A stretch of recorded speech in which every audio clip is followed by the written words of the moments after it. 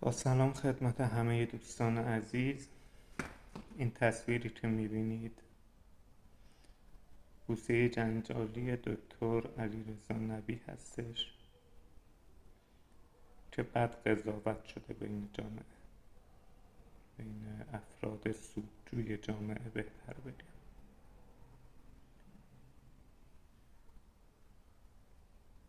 ایشون میخوان یه فرهنگی رو به شما نشون بدن، به کل جامعه نشون بدن که هیچ ایرادی نمیتونه داشته باشه، چه برای آقا چه برای خانم. میخوام یه انتقادی بکنم از اشخاصی که ویدیوهای مخفی تولید میکنن، دوربین‌های مخفی.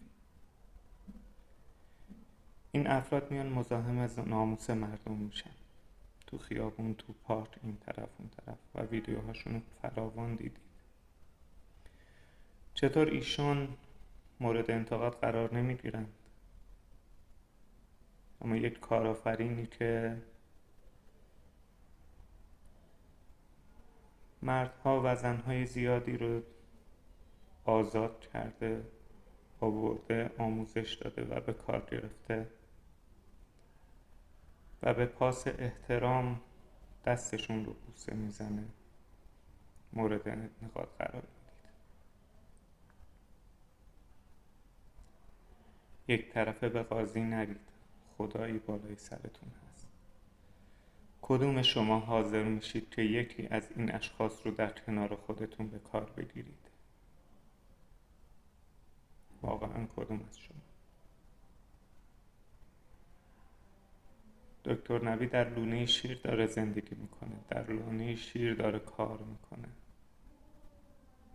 افرادی که همه به نوعی بزه داشتن، خلاف داشتن، تعریفاتشون رو شنیدید، ویدیوهاشون رو دیدید.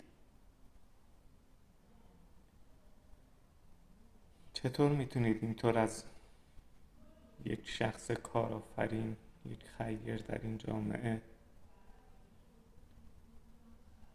به این صورت با چشم بسته انتقاد بکنید؟ اگر ایشون انگیزشون رو از دست بدن، سرمایه‌شون رو از این فعالیت کنار بذارن، ببرن داخل سرمایه گذاری های دیگه، چه اتفاقی برای این خانواده‌ای که ایشون تشکیل دادن میفته؟ آیا به اینجاش هم فکر کردید؟